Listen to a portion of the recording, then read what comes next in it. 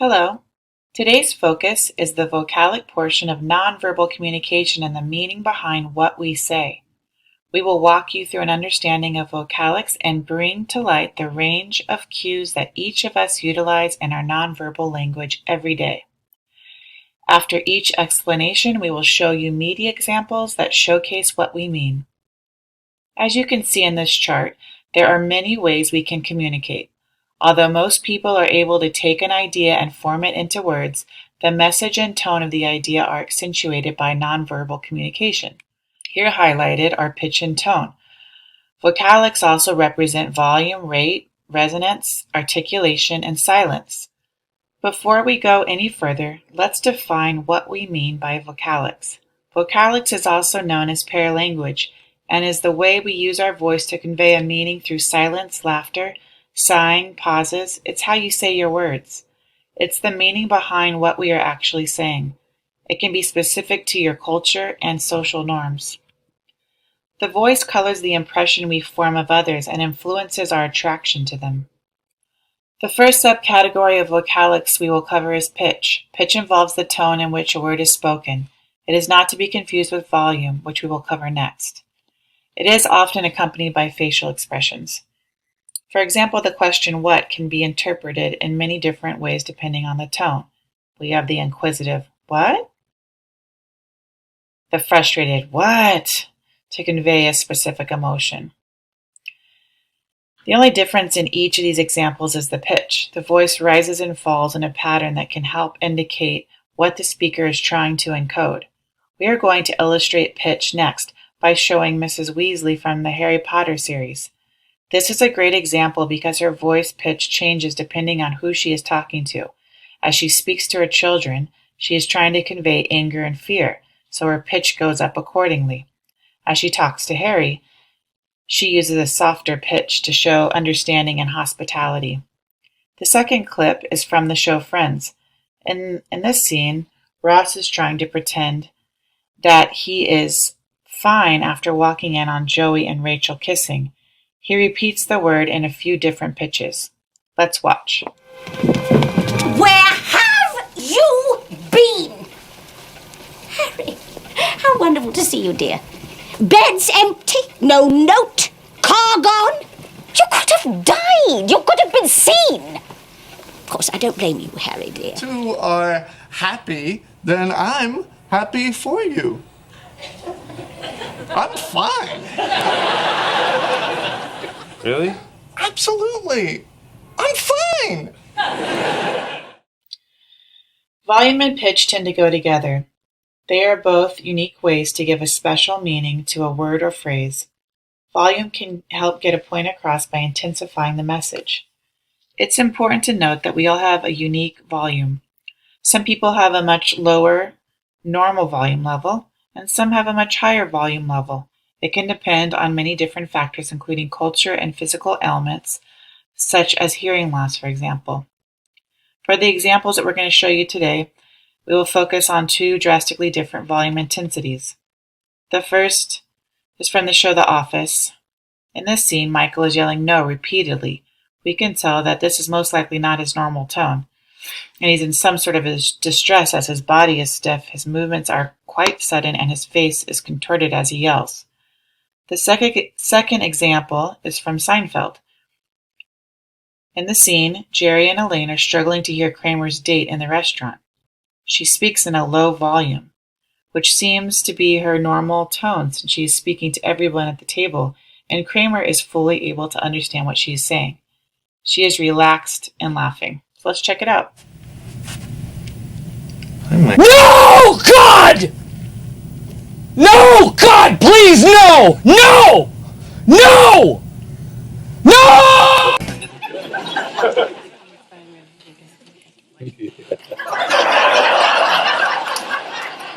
That's true. I'll be right back.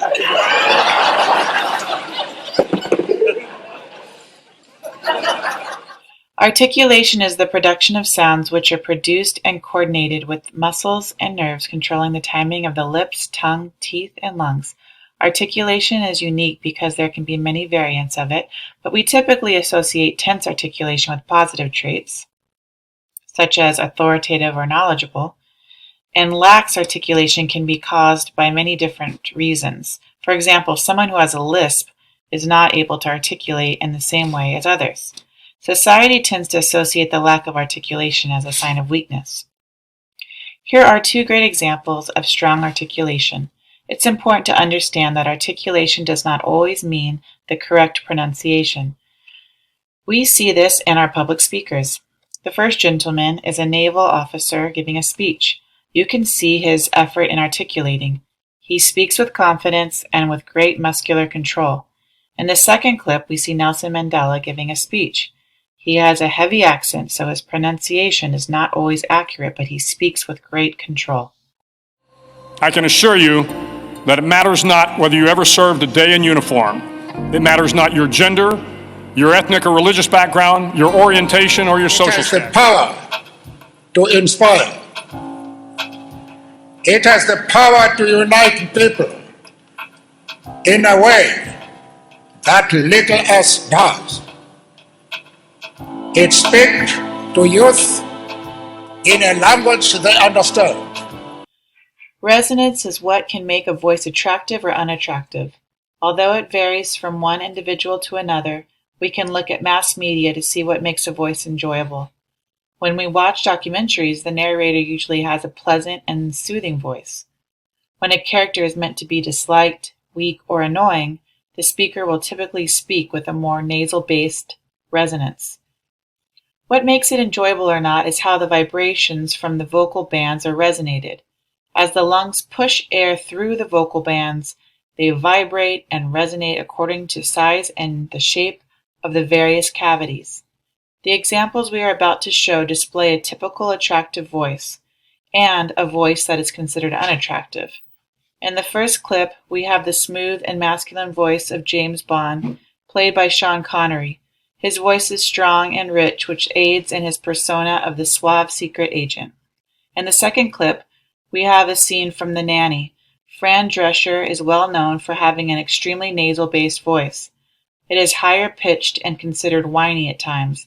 The contrast of her funny yet attractive persona and her nasal voice is a major part of the show. Can I do something for you, Mr. Bond? Just a drink. A martini, shaken, not stirred. Checking in.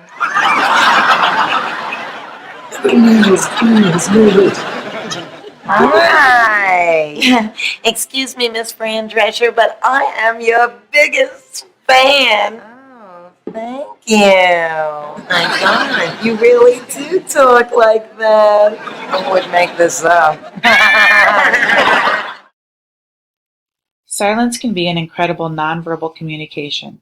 There are times when speech fails to communicate exactly what the speaker is feeling.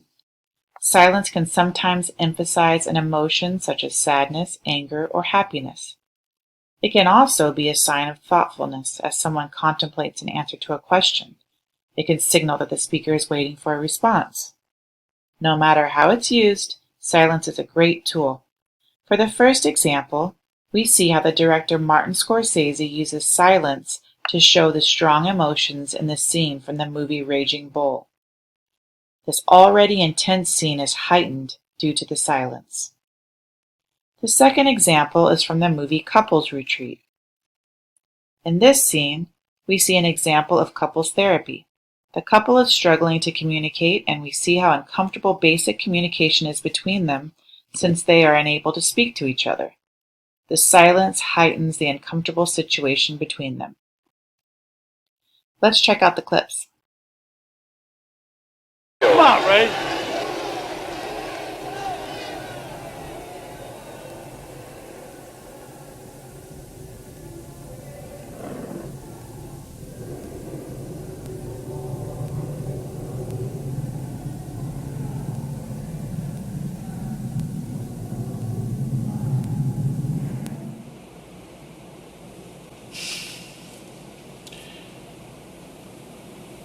Hi. Hello. Rate is used to provide special emphasis in a conversation.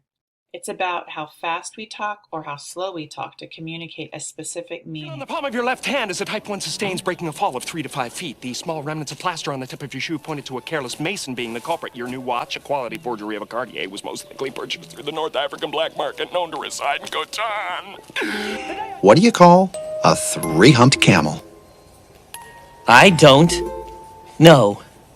What do you call? Today we illustrated the importance of vocal cues to convey emotion and meaning behind what we say. We all use vocal cues in our everyday life.